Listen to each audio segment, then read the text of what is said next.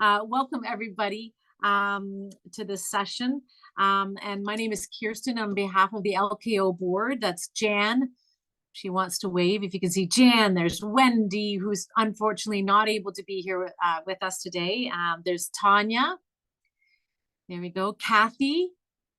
Scott McPhee, if he's multitasking there. Scott Sharman. Dale.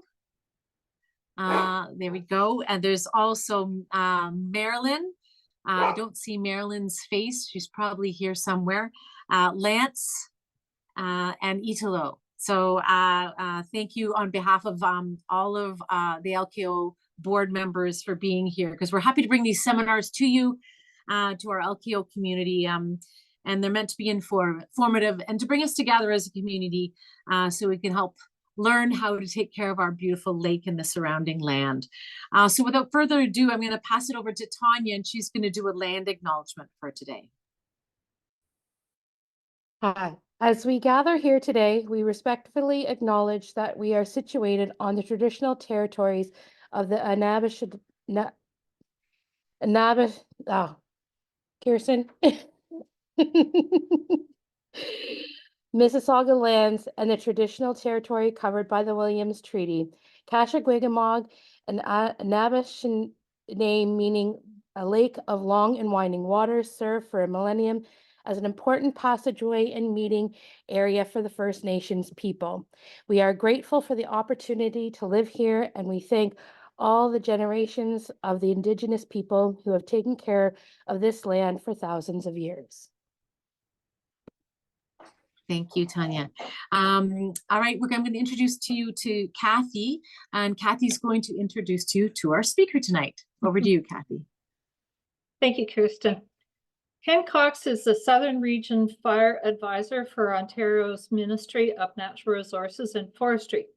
Ken is based at the Haliburton Fire Management Headquarters at Stanhope Airport in West Guildford, where he has been a wildland firefighter for 16 years. Ken is a leader in fire line and fire occurrence settings. He educates the public on wildland fire safety, mitigation, and preparedness. He is also captain of the Algonquin Highlands Volunteer Fire Service. Ken says he has little time off, especially in the summer during the fire season. But when he does, he enjoys spending time with his wife and 3- and 5-year-old children, enjoying the out of doors, hunting, and fishing. Welcome, Ken. Sorry, thank you. At this point in time, before Ken speaks, if everyone can just to help with the bandwidth so we can really hear this presentation, continue to mute yourself and turn off your videos. Over to you, Ken. Awesome. Thank you very much for the introductions. And I'm just going to share my screen. There we go. Just to check and make sure that you can see it. You should be able to see a slide deck for the opening slide. Can you see that okay, Kirsten? Yes, everything is great. Thank you, Ken. Okay, that's great. For some reason, it doesn't have a green box around it, but I'll trust you that you can see it, and I'll move along. Yeah, no, it's there. We see all the printing. I don't see the green box, but everything else looks wonderful. Perfect. Good. Okay, now you should see a map of Ontario. Absolutely. Perfect. Okay, I'll rock on then.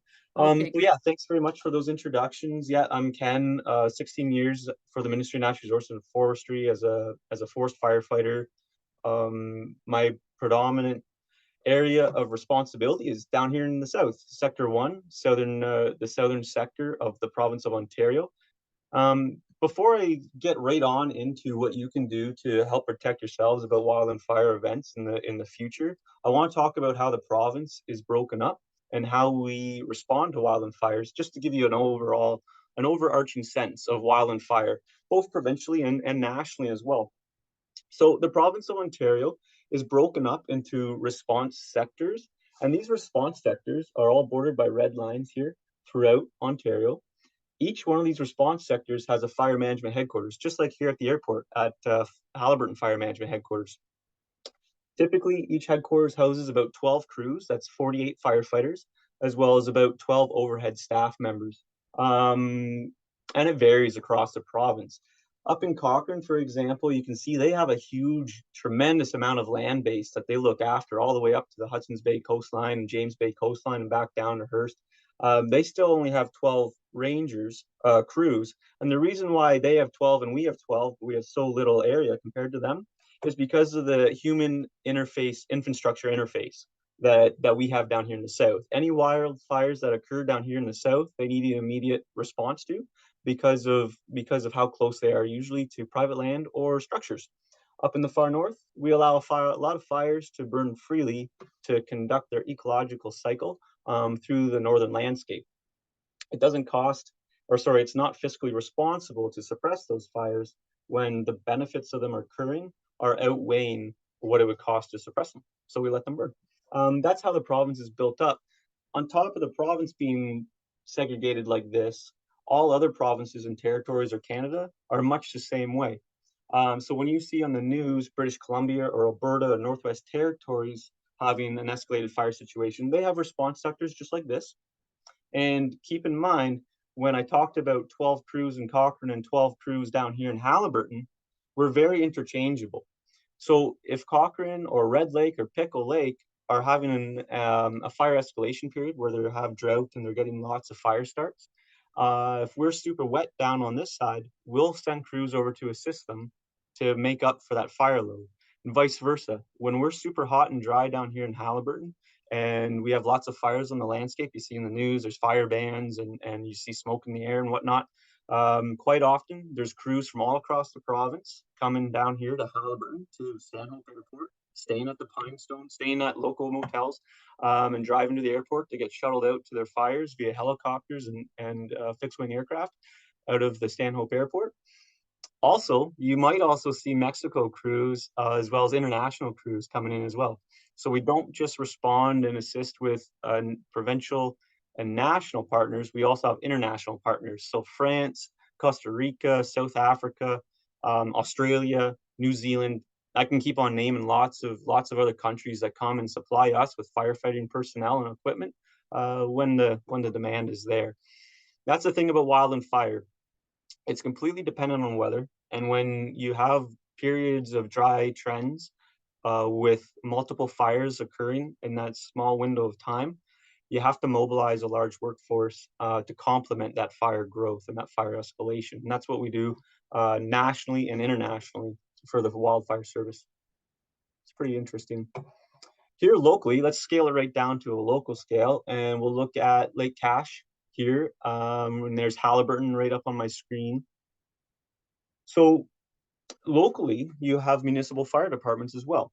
The Ministry of Natural Resources and Forestry inside the province of Ontario, we're not the only entity that's responding to wildland fires within the province of Ontario. We got First Nation communities, Department of National Defense, federal parks, municipal fire departments. There's a lot of other wildland firefighting agencies out there that complement us and we complement them. We do this all through partnerships, and that's what entails a lot of my workload in the wintertime, is going through those partnerships and areas of coverage to making sure that we know who's looking after which area and who's going to respond if a fire occurs in said area, and who would also assist those other agencies if they needed assistance. So there's a lot going in there in the behind the scenes. Here on Cache Lake, you can see the border. This is Dysart et al. With Dan Chumley's team over here for out of Haliburton. And then of course you have Shane Duda over here in Minden Hills. And they collaboratively work against the border for Cache, which happens to straddle the border of both. So with that, I want to paint you a picture. If somebody here next spring sees a wildland fire occurring just south of Cashaway-Gamog Lake Road, and it happens to be right in here, you don't have just one agency responding or notified of that call. You have us, the Ministry of Natural Resources and Forestry, notified of it. You have Dan Chumley over at Haliburton, Dysart et al. Fire Services. And then, of course, you also have Minden Hills alerted as well. You might also have Highlands East alerted to it as well, given how far down south of Donald it is. As you can see here, here's Highlands East. So there's lots of behind the scenes work into providing a response before a response even happens, before anybody even calls 911. And locally, that's how it's broken up. You can also see here, everybody has questions about historic fire data. I got a really good question about the largest severe fire to occur. And for all intents and purposes, my records start for this mapping software in the 60s and 70s. I don't have the data back to the 10s and 20s and 30s of our history. But certainly if I did, you would see a lot of large scale fires occurring back then. Most recently, throughout the 70s, 80s, 90s, and of course into the 2000s, you got lots of little fires. And that's what all these little red dots indicate throughout recent time. I can't go through a Wild and Fire presentation and not show you CL 415 water bombers and all of our cool toys. So I want to talk about the toys that you might see and you might actually see picking up out of cache this summer, depending on what kind of fire arrivals we have. So this is a CL 415 water bomber. You as Ontario residents, you own 9 of these aircraft at $39 million a piece. They are integral to the safety of our firefighters as well as the safety of Ontarians. Their role is to scoop up 6,500 liters of water in under 12 seconds on a flat lake surface. They scoop up that water, come right back over top of a high intensity fire and drop that water on the fire, and then return to circuit, and pick up another 6,500 liters of water in 12 seconds and drop it right back on that fire again. And they'll do that until they reduce the intensity. This fire, for an example, is actually up in Kenora. And you can see the flame length upwards of almost 80 feet into the air, much too intense for our firefighters, municipal firefighters, First Nation firefighters, Department of National Defense firefighters. Doesn't matter what type of firefighter they are. You can't put somebody on the ground right next to that. It's gonna burn them, right? Way too much heat coming off there. So the purpose of a water bomber is to reduce that intensity, get it to a state where boots on the ground firefighters can directly action that fire.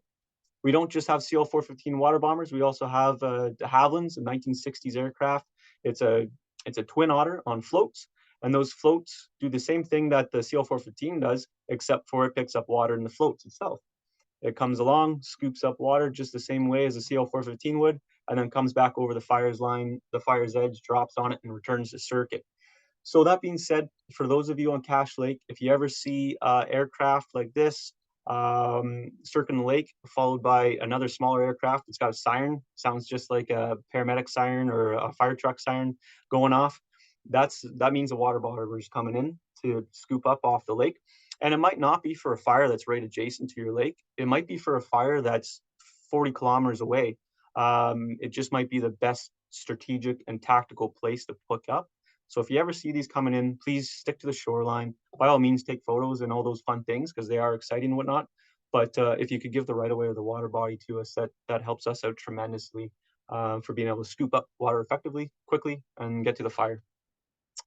We also have helicopters. Helicopters are how we, without a doubt, respond to about 95% of Ontario's fires. The fires that occur down here in the south that are close to roadways and whatnot, we can respond to them with trucks and engines, of course, along with the municipality's fire trucks. But the Ministry of Natural Resources and Forestry, you can think back to that map I showed you, Ontario, incredibly huge land basin. We respond all the way to the Ottawa River, all the way back to Georgian Bay, down all southern Ontario at a Haliburton fire. That's what makes a helicopter imperative for operations, is quick response.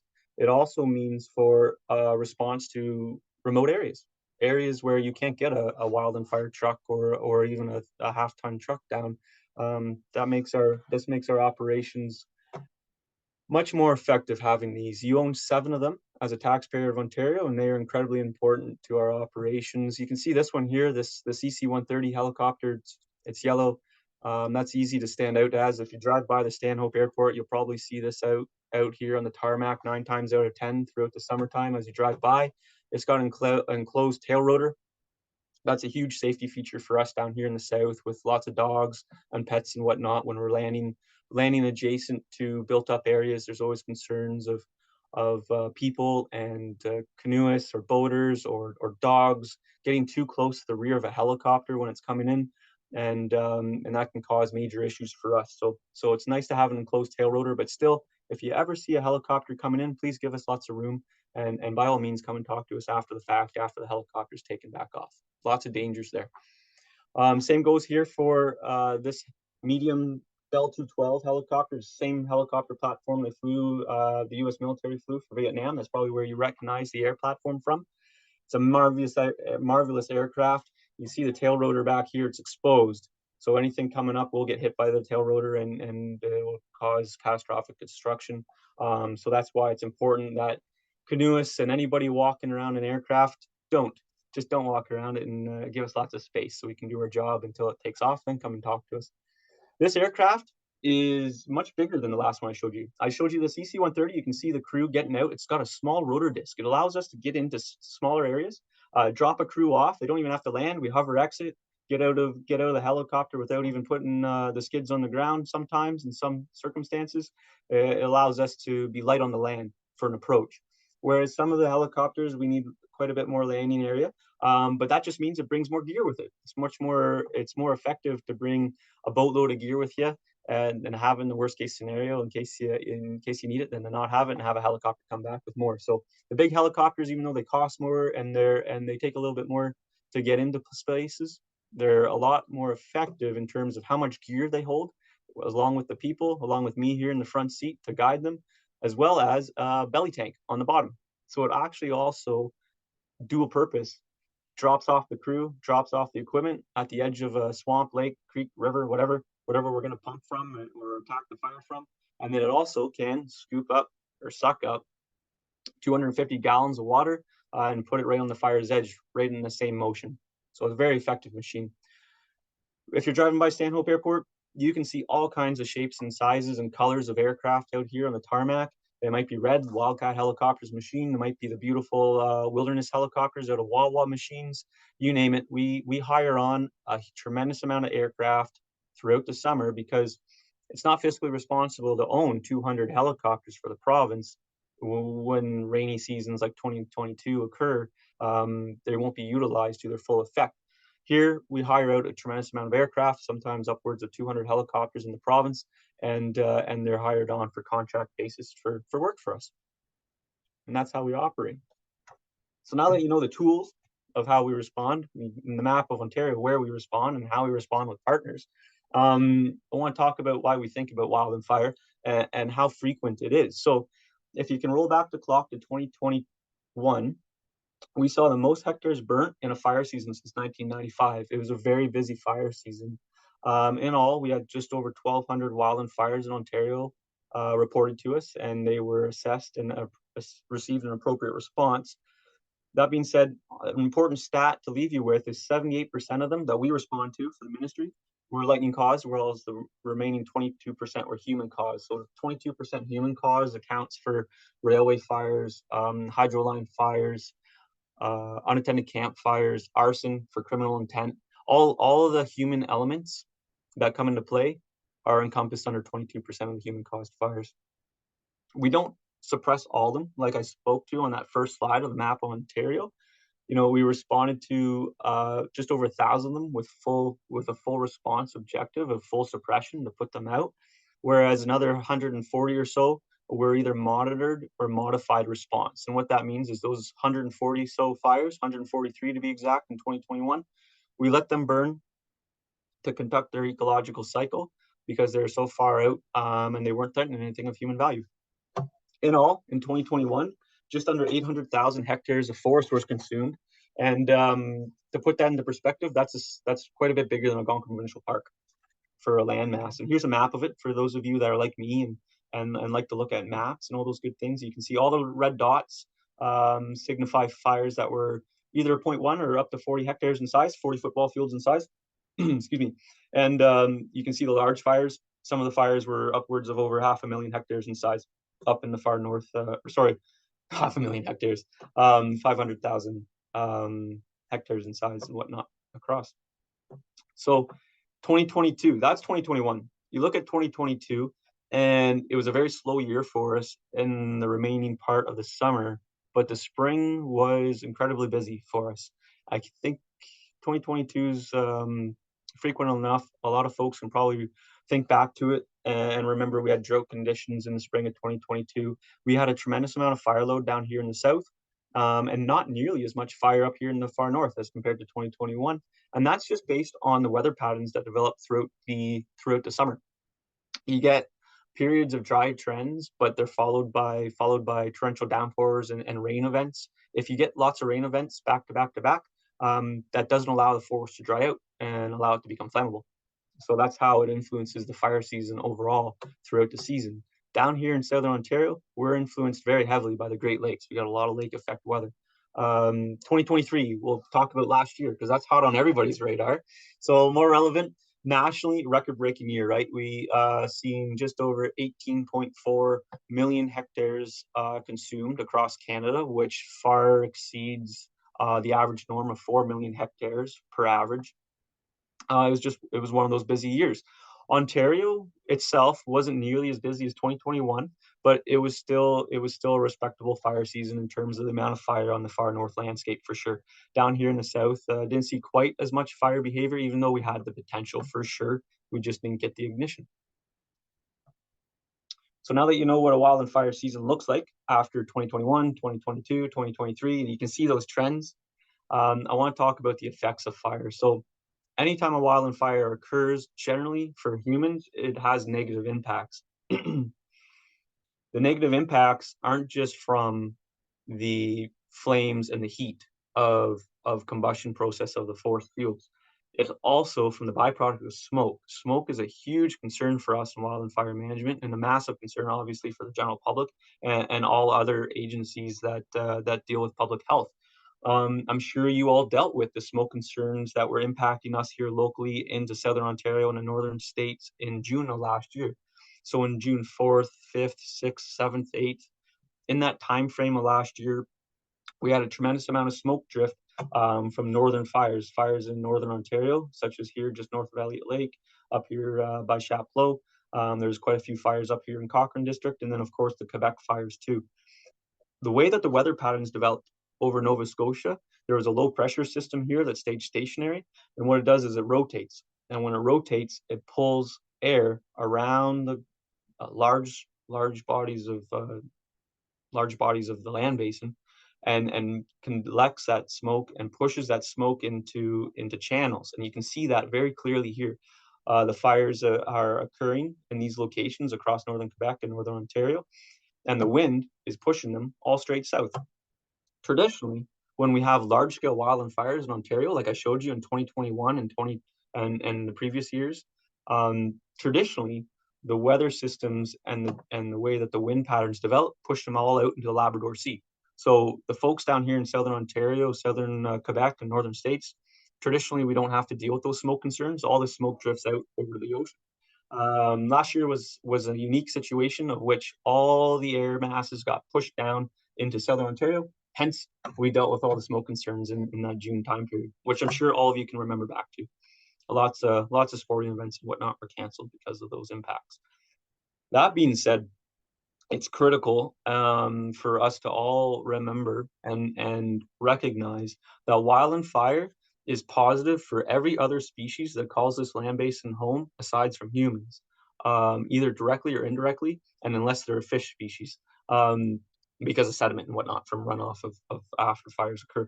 But anyway, what I'm going to talk about is the positive impacts of wildland fire.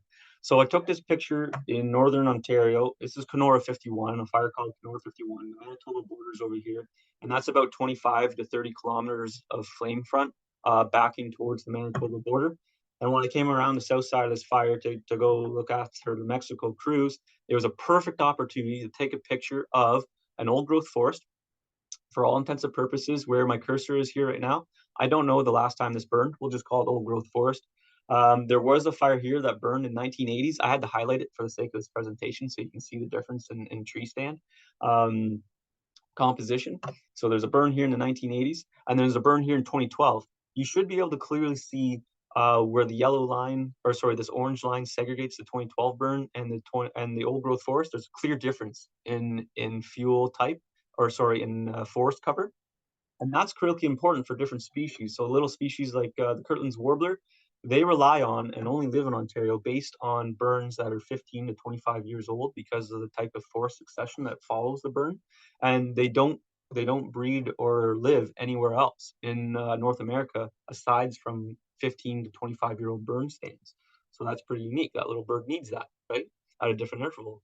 Woodland caribou up in the far north, you can classify this too as the same as elk or white-tailed deer, moose even. They benefit from more frequent burns that happen in the last 7 years or so. For this example, 2012, it's just past that stage, but it's still providing a lot of sunlight to the forest floor. It's allowing lots of fresh grasses to come up, and it's giving lots of fresh food for species like the woodland caribou to come out and eat, and then also retreat back to the thermal cover and the cover that it provides from the unburnt areas. So fire burns in patches. It jumps. It goes around lakes and whatnot. It might not burn the other side of these two lakes here. It might go out and skirt around and continue to burn on.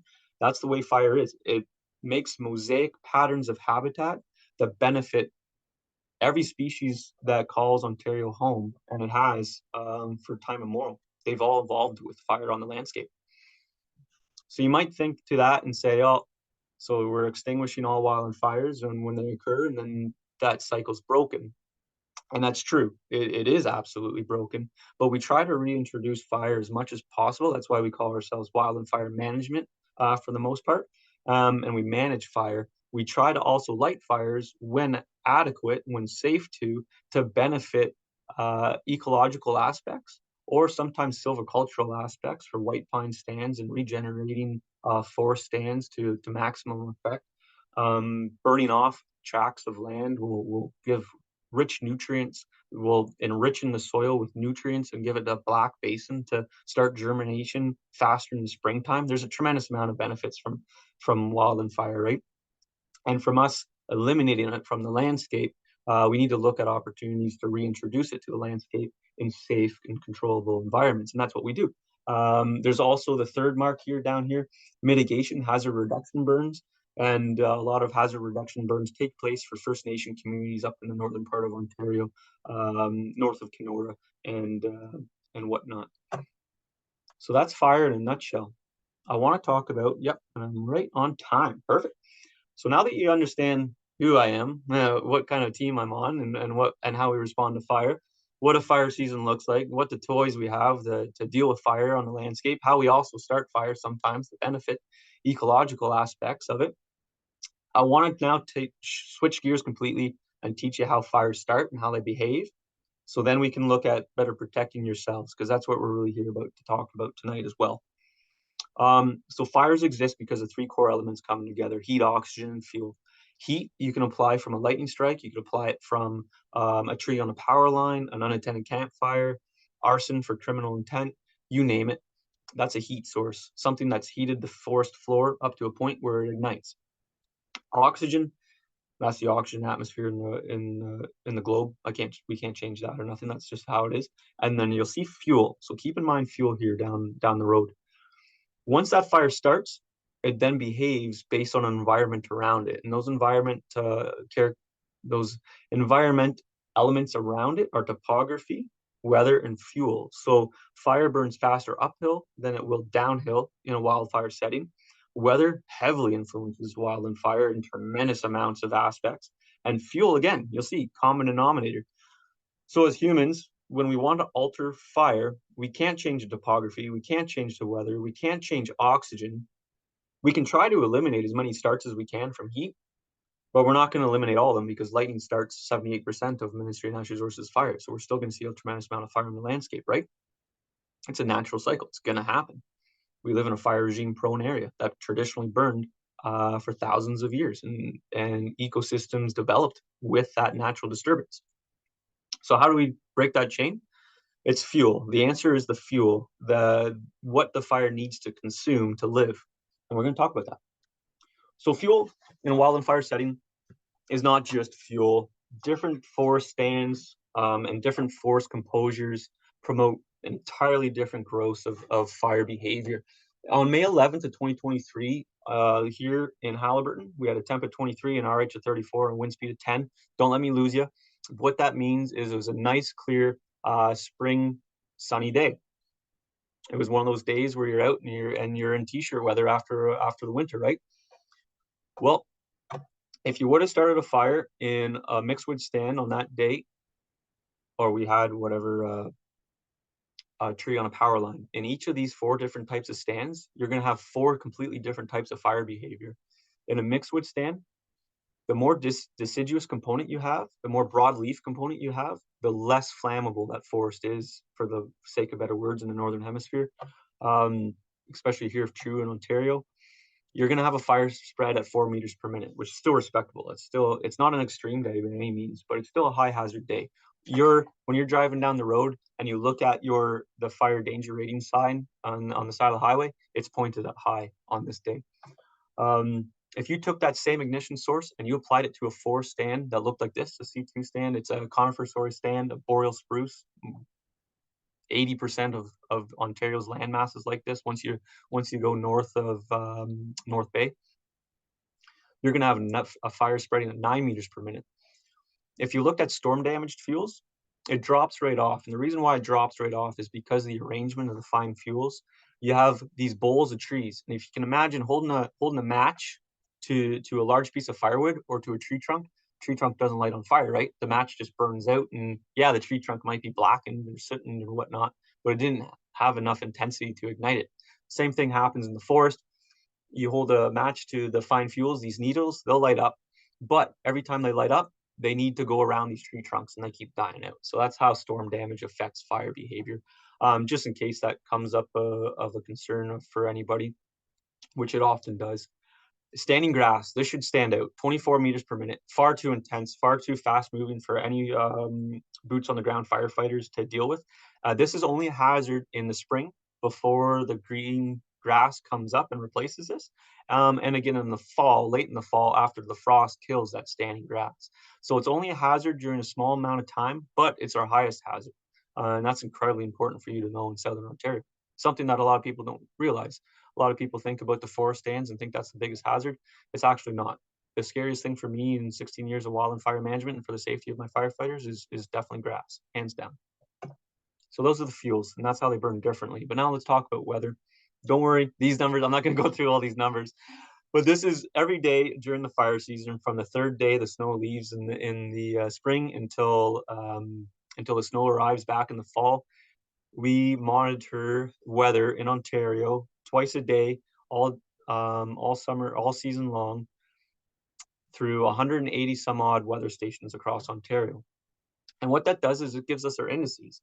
It gives us our indices that we then pass along to our partners, our fire departments, our municipal fire departments, and they use this information to change their signage. So you can see here in the far right column, you got low days, high days, extreme days, moderate days. This is the information that we pass off to our local fire departments and our partners, because we collect the data and then give it to them. You can see here, I hope something like this stands out to you all. You can see a drying trend, and some fuel types can go from a low to automatically drying out in just a day's time lag to an extreme setting where it can be extremely flammable, such as those spruce fuel types. Same applies for a mixed wood forest of 75% conifer. You can go from low to high to extreme in only a matter of 3 days.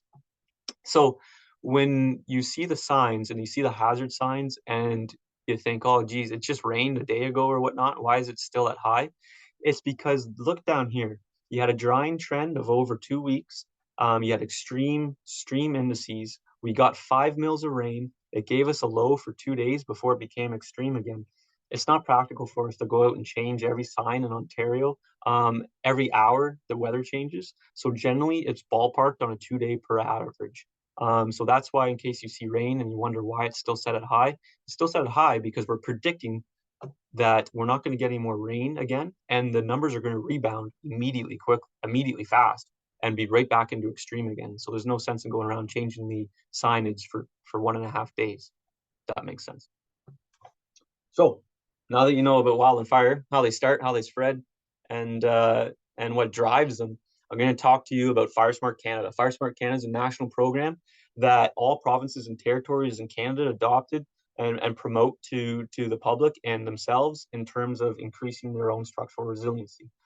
So what I'm saying, I don't know if you've caught the drift or not, but I've talked about past fire years, I've talked about the weather, talked about the fuel, and I think you can all come to the understanding that Kenny's saying I have really absolutely no idea what 2024 has in store. But I can tell you that in the future, we need to assume that the forest is going to burn the way it traditionally has for thousands of years, with or without us here. So because we have permanent infrastructure in this forest regime, in this regime of forests that traditionally would have burned without fire departments suppressing them all the time, we need to take into considerations how to better protect our homes in the event fires occur, which they will. So first and foremost, vegetation management, bar none, one of the most important aspects of Fire Smart Canada speaks to that we're going to talk about. We also talk about development considerations, how to make new developments and how to incorporate Fire Smart planning in those. Do lots of public education. It's one thing for Kenny and all the other wildland firefighters in the country to know what we know, but it's another thing to teach everybody on this call about it. And that's the most important aspect. If you guys don't know, then it's all for nothing, right? So public education is key. Legislation in Ontario, not so much. It's more so legislation in Alberta and BC right now. Interagency cooperation is absolutely fundamental, and that ties in closely with cross training and emergency planning, which the Ministry of Natural Resources and Forestry, myself, does very closely with Dan Chumley, Mike French in Algonquin Highlands, all 51 municipalities here locally that we have partnerships with, as well as all 444 of them in the province, as well as all the First Nation communities and Department of National Defense authorities as well.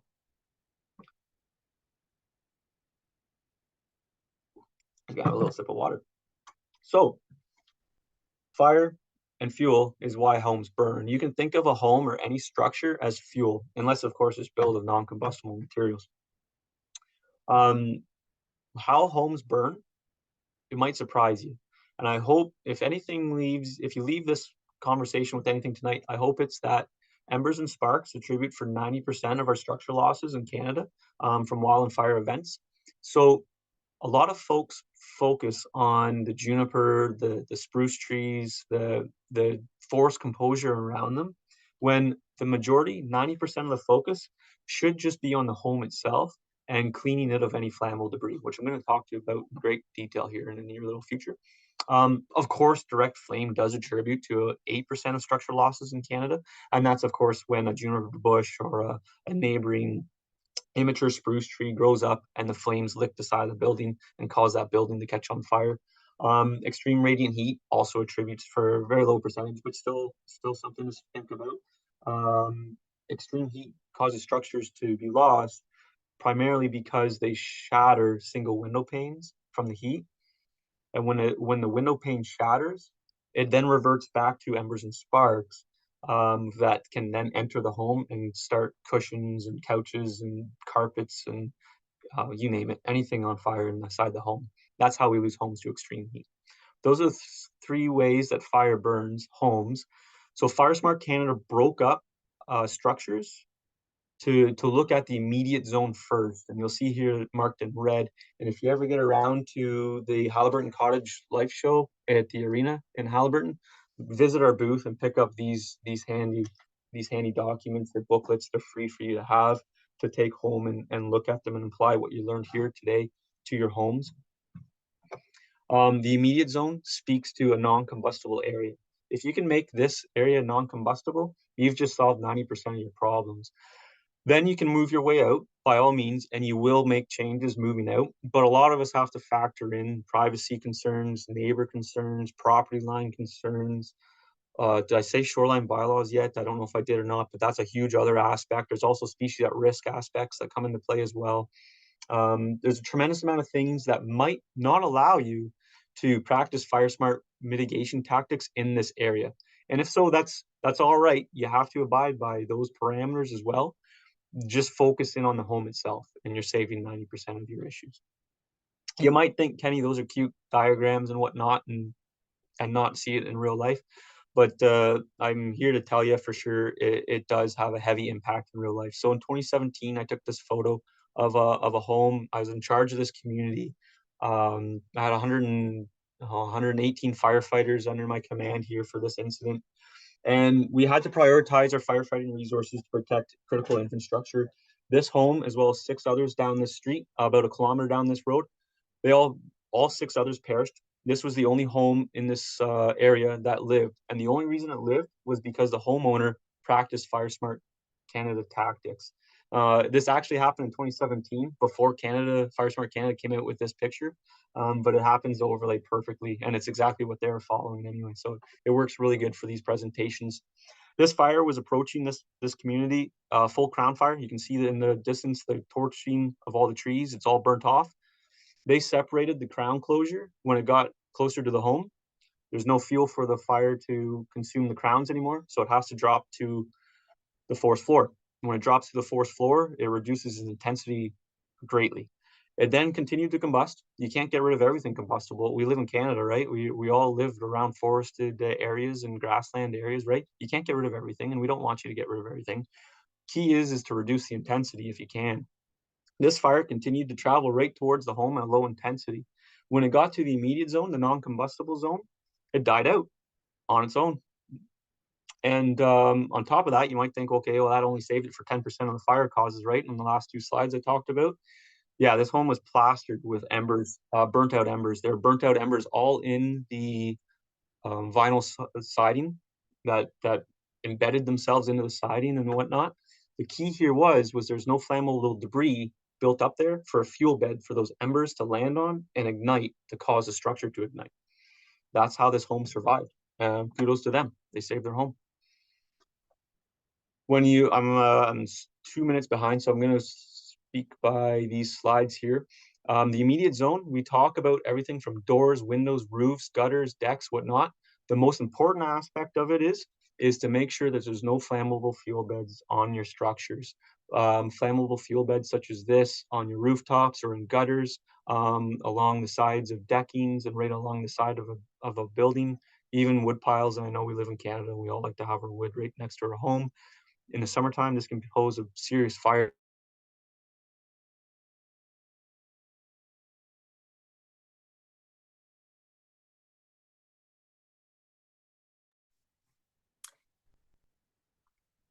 We seem to have lost Ken for a few minutes here. Ken, if you're hearing this, keep everybody hang tight. He's getting to the exciting part of his presentation. Ken will ask you to just remove yourself and then remove yourself, exit as he's done, and he's going to come back in. Here we go. There we go, Ken. Awesome. Okay, everyone can just stop your video and mute yourself again. And Ken, take it where you left off. Perfect. If you don't mind, I was on a roll, so I don't even know where I left off. Was I on this slide? You were on the rooftops. The rooftops. Oh, perfect. Then it wasn't that long at all then. So just to make sure, can you see my slide still? No. Okay, I'll reshare. And here we go, share. Perfect. So now there you go. That's exactly where we were. Awesome. Good. Oh, I didn't lose you very long then. No, you didn't. You never know how long you ramble on. So true. So true. It's great. Thank you. Right on. So yeah, so I was saying these are hazards, and if you can clean this up, you save yourself 90% of your problems, let alone looking outside at the intermediate zone. So the intermediate zone, I won't get into great details about, but you can learn a lot more about that by visiting us at the Haliburton Cottage Show in the arena and picking up these booklets. They try to teach you a tremendous amount about it, as well as everything's online these days. Firesmartcanada.ca. Check that out. They got a 101 course. You can learn everything I just spoke to, plus 10 times more on that course. It's a quick, little, easy course. It's great for kids and adults alike, any ages. Teaches you all about these intermediate zones. I want to talk about the extended zone real quick, because a lot of people get caught up on the extended zone and they think that they can't have any conifer around their homes at all. And that's absolutely a myth bust. I'm going to myth bust for you right now. You can certainly have conifer around your home. Key things here are if they're spaced out, and you can envision only one tree burning at a time, the fire can't transfer over to more trees. So having them spaced out is good, if possible, but that might not even be possible itself. And if that's not, that's fine. If you prune them, oh, my pruning one is gone. If you prune them, so a crown base height, so the base of the conifer crown is more than 2 meters or at 2 meters from the forest floor, then when a surface fire comes along the forest floor, it can't climb up the tree. We call that a laddered fuel. And by pruning these lower branches, you've eliminated that fire's fuel to be able to combust the entire tree. So actually, you're doing the tree a favor because the tree, if a fire occurs, is actually going to live. Think about white pine and red pine, jack pine, lodgepole pine. Well, actually, those two are bad examples. But think about red pine and white pine here locally here in Haliburton. As those red pine and white pine grow, they're self-pruning trees, right? They're competing for sunlight. They're putting all their growth into the meristems at the top of the tree, and the bottom of the bottom branches are dying off and falling off the tree. They're self-pruning themselves, and they actually become fire resistant based on those natural tendencies. So a white pine and red pine, absolutely no issues with that from my standpoint, as long as they're pruned and they're in good shape and the crowns aren't touching completely. Crowns are touching, it's still not too big of a concern if the fire can't get up in the crown and they're pruned at the bottom. So I want you to know, Kenny's not telling you to go cut all the white pine and red pine in Haliburton County around your homes. Ultimately, you want to go from a landscape that looks something like this more to a landscape that looks like this, that you're still going to have fire travel through the after side here. It's just going to simply be a lower intensity, and the fire has no route to grow up into the canopies to produce a high intensity fire. In this picture on the left, lots of opportunity for a ground fire to climb up the tree in those ladder fields and put off a lot of intensity. For those of you that are living next to neighboring areas and you can't do anything about it, that's okay. Remember what I talked about, 90% of the fires are caused from embers and sparks. Just focus on your home itself, and you've done 90% of the needed work there. Obviously, I respect the fact that some of these items can cost a lot of money. We got some information that, again, we hand out at outreach events that talk about do-it-yourself, anywhere from $0 to like $300 marks in terms of pruning trees properly, keeping grass at a short height to not carry fire right up to the building, keeping firewood piles away from the building during the summer months, and spring and fall for the most part as well. Keeping juniper bushes and flammable bushes away from the side of a home. And of course, the biggest takeaway is simply cleaning the gutters and cleaning decks and cleaning underneath them, removing those fuel beds where embers can land and ignite. That's the key takeaway. Anything else above and beyond that is of course good, but your best bang for your buck is number one, the simplest thing to do. That being said, when that occurs and a wildland fire is occurring, that doesn't mean that me and the fire department or your local fire department aren't going to do everything we can do to protect it. Just because we see a home that's fire smarted doesn't mean that we're going to leave it to be self-protecting on its own. We're absolutely going to do everything we can to do to protect that structure. What your fire smarting efforts do is it consolidates our efforts and compounds the amount of success we have. So this home here was barely survived. This is a camp up north. We put a sprinkler unit on it when the fire was encroaching it, and it was too intense to do anything with. We just had to do values protection and defensive operations. The sprinklers only work as effective as they can wet down and reach. This home was packed with spruce right along the edge of it, and the side of it melted. But it's very fortunate it wasn't lost completely. It just wasn't lost because the sprinkler was there. But if this owner would have fire smarted their home, it wouldn't have even melted the siding on it, and it would have been completely fine. So food for thought for that aspect of it. Fire smarting your home also helps us and the fire agencies as well protect your home. So with that, I got 2 minutes. The neighborhood recognition program. You might ask, Kenny, what kind of avenues you have to be able to do this, funding opportunities and whatnot. Unfortunately, I don't have a magic wand to be able to give anybody funding opportunities, but FireSmart Canada does. So FireSmart Canada has a Wildfire Prep Day, which your Lake Association folks are going to look to apply to, I hope. Today's the cutoff, believe it or not, for the year. So make sure you get that application in if you haven't already done so.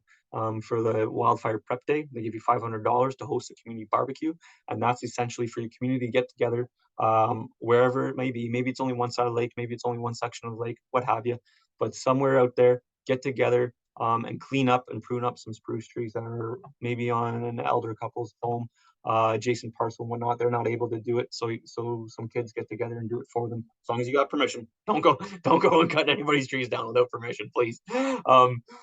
Just talk to them and get together as a community, have a barbecue, learn more about it. You can invite me out. I can come and do guest speaking and whatnot. I'm right here. I live right here. I'll be happy to do it. You guys can buy yourselves some signs and make yourselves a Fire Smart recognized neighborhood as well. So something too cool to look forward to, and to promote community driven. Ultimately, we're going from a society approach of homes that are fully susceptible to wildland fire ignitions to homes that are less susceptible like this. This is the same home. It's just cleaned up, got new siding on it, and all the debris moved around it. I've got lots of cool little tips and tricks like this to help guide you along. So just reach out and ask if you need anything.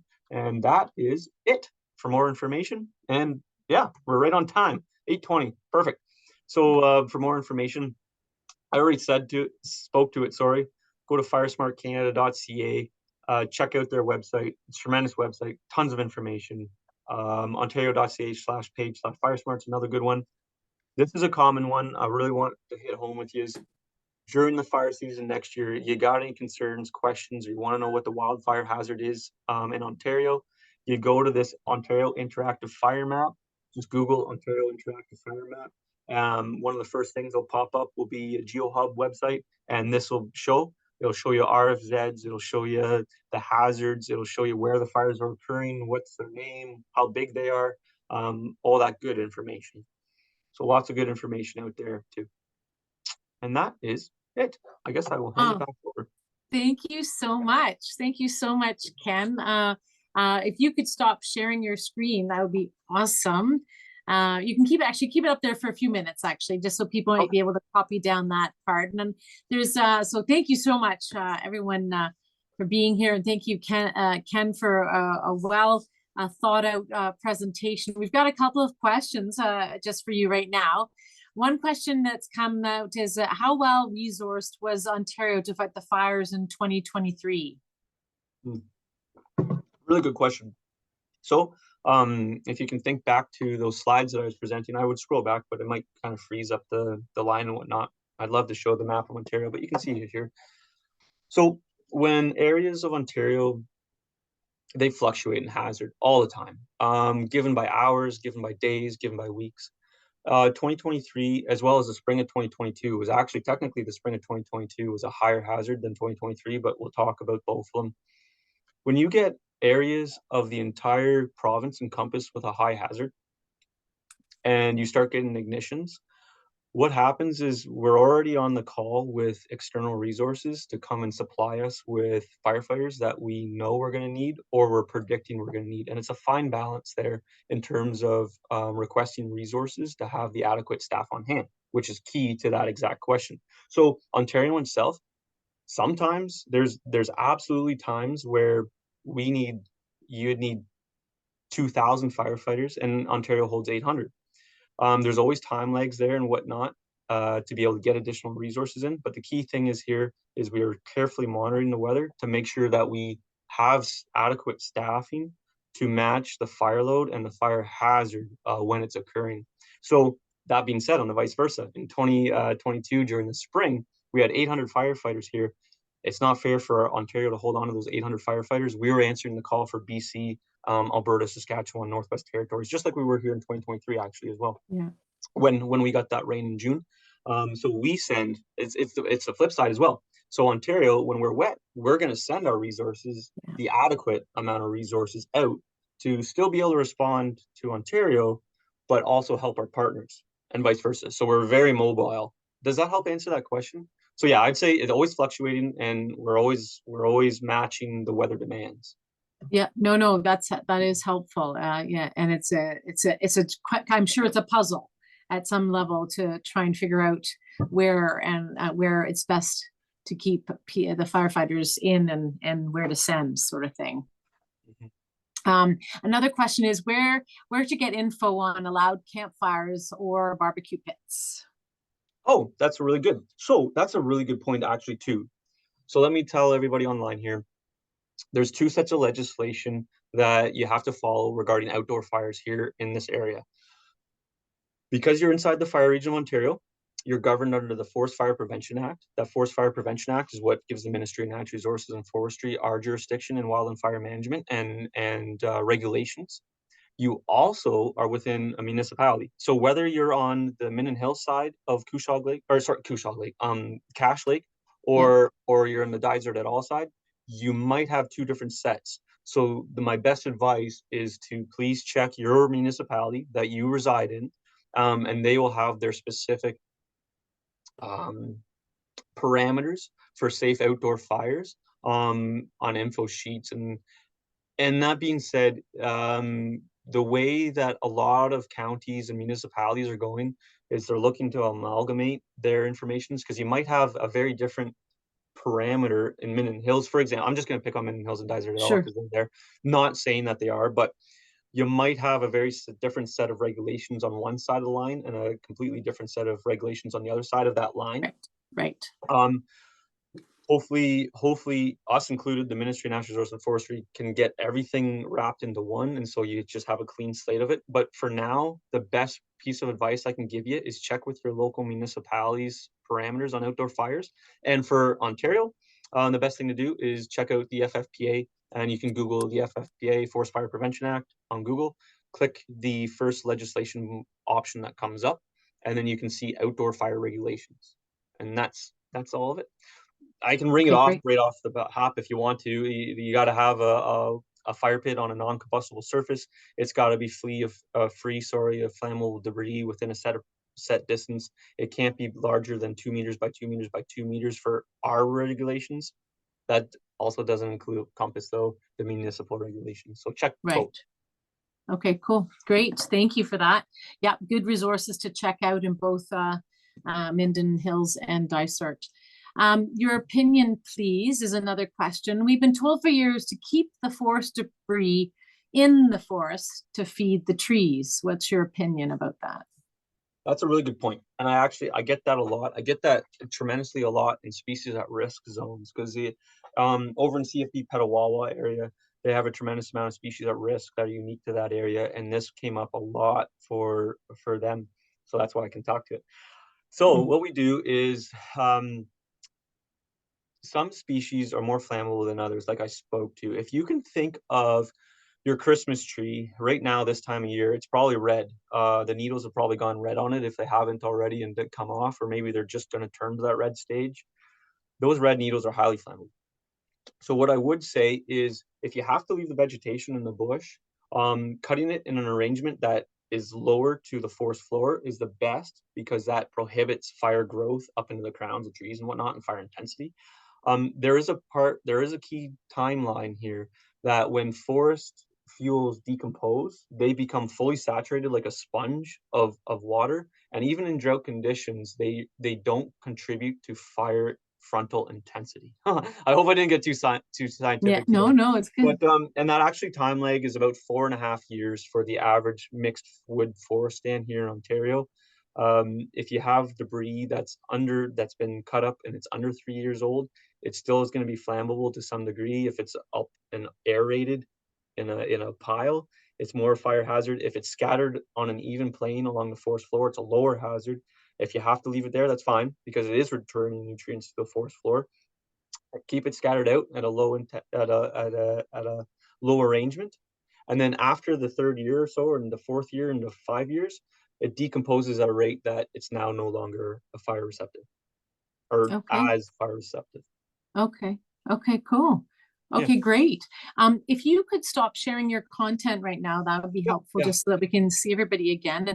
And if anyone has any other questions, you can definitely send them through the chat, but there isn't any more that have come through that I've seen. I don't know if anyone on the board, if people wanted to, you're more than welcome to turn your video on, keeping yourself muted so we can all hear each other. Be great. But I don't know if there's any more questions that anybody has, or any thoughts or comments, but there's just someone that said, terrific, thanks so much. So thank you to that. Yeah, if anyone else has any other quick questions, I think we're going to close this session, and I just want to introduce you, Kathy, if you're there, Kathy, or is it going to be you, Jan? No, it's going to be Kathy. Yes, I think it's going to be Kathy. It was just going to, she wanted to thank the speaker, thank Ken rather. And just 1 second, let's see if Kathy's going to come up here. Kathy, are you there? Oh, there she is. There she is. There's Kathy. There I am. There you are. Good. Thank you. Sorry, Kathy. I'm just going to turn it over to you now because it looks like we've come to the end and there doesn't seem to be any more questions. If people do have any questions, Ken, are they able to send you an email of some sort or reach out to you, or how would they just, I guess they would just use the resources that you gave to us?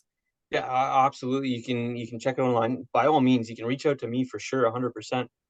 Okay, great. Maybe what you can do is you can give that information to either Kathy or someone, and we can get that and then be able to let people know if they have any questions about that. But another person just said, just in case you wanted to know, excellent presentation. Thank you so much. So thank you. So over you, Kathy, to close off the presentation tonight. Well, Ken, that was a fabulous talk. I did have a bit of a facetious question, which was, what do you do in the wintertime? But I'm sure you're doing a lot of catching up. Oh, no, it's a good question. Good question. So we look after lots of agreements, lots of response agreements, talking about preparedness, what communities are looking after what sections of forest in terms of around First Nation communities up in the far northern reach of Ontario. So Fort Severn, for example, Pewanik, all the way down to Cat Lake and everywhere in between from there to Haliburton and down here in the south. Every other fire agencies got set areas that they respond to. And we make sure that those are all in place. All the contact information is up to date. On top of all the aircrafts ready to go, all these trade shows, the Toronto Sportsman shows coming up, the Cottage Life shows coming up. I get lots of events like this to go to. I get to go to schools. Oh man, you name it. It never ends. I think I'm actually, to be honest, I think I'm busier in the wintertime prepping or dealing with the past fire season, with political requests and all those good things. You deal with a lot in the wintertime. And then when the fire season comes, I hate to say it, but when you're in the helicopter flying to deal with fires, it's almost like you get a break because you're not dealing with your phone going off all the time. But it's good though. It's good. It's really busy. Wow, you're amazing. Well, thank you so much for giving time to us. As you can see by the great turnout, it was a topic that a lot of us are concerned about. And I know for sure for myself that I wouldn't be taking a second look at my place to see how it stacks up. So thank you so much, Ken. It was great.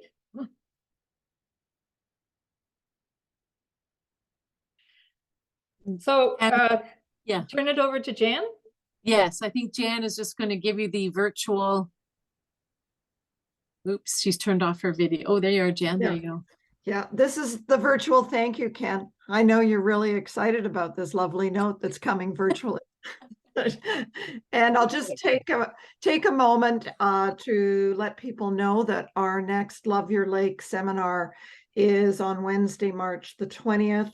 Our speaker is Sergeant Dave Moffat from the OPP Marine Unit, and he's going to be speaking on keeping safe on the lake and kind of the latest changes that are coming our way for boating. So just so people know, March the 20th, Wednesday, March 20th, 7:30, another Zoom presentation. Perfect. And thank you very much, Ken. Yeah, everyone, round of applause for Ken. Woohoo! Thank you so much. Thanks, everybody. You guys are the Yeah. nicest.